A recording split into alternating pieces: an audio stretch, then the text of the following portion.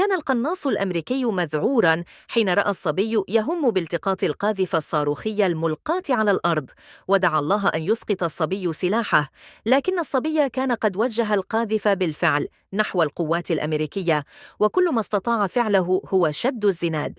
في اللحظة الأخيرة جعل الله الصبي يسقط السلاح. تنفس كايل الصعداء أخيراً وبدأ يندم على قدومه إلى العراق، وفجأة اندفعت سيارة محملة بالمتفجرات بسرعة، ولم يتمكن الجنود من إيقافها، فأطلق كايل النار وأصاب السائق بدقة متناهية.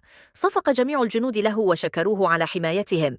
في تلك الليلة وصل كايل ورفاقه إلى منزل خاص، وأثناء تناولهم الطعام انحنى رب المنزل فظهرت كوعه حمراء اللون، فأدرك كايل على الفور أنها علامة من استخدام طويل للبندقية.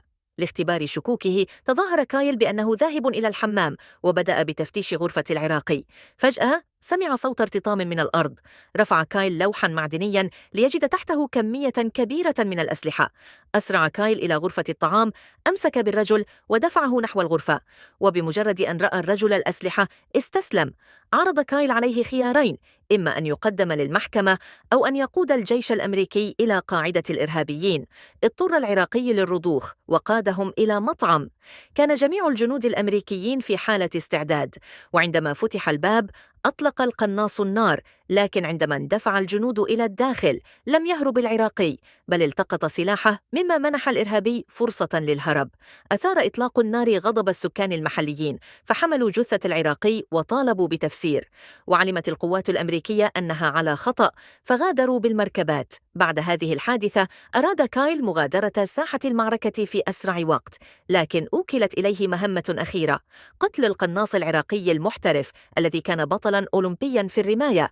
نصب كايل بندقيته القناصة M4 على سطح أحد المباني، وانتظر بصبر حتى يظهر هدفه. وبعد وقت قصير أطلق القناص المعادي النار، فأصاب جندياً أمريكياً. سمع كايل طلقات من الخلف، فسارع إلى تعديل موضعه، ولاحظ خيمة صغيرة على بعد 1900 ياردة. كان القناص يختبئ هناك، لكن المسافة كانت كبيرة جدا لدرجة أنه لم يتمكن حتى من رؤية ملامح الهدف. في تلك اللحظة وجه القناص المعادي سلاحه نحو جندي أمريكي آخر. أخذ كايل نفسا عميقا وضغط على الزناد.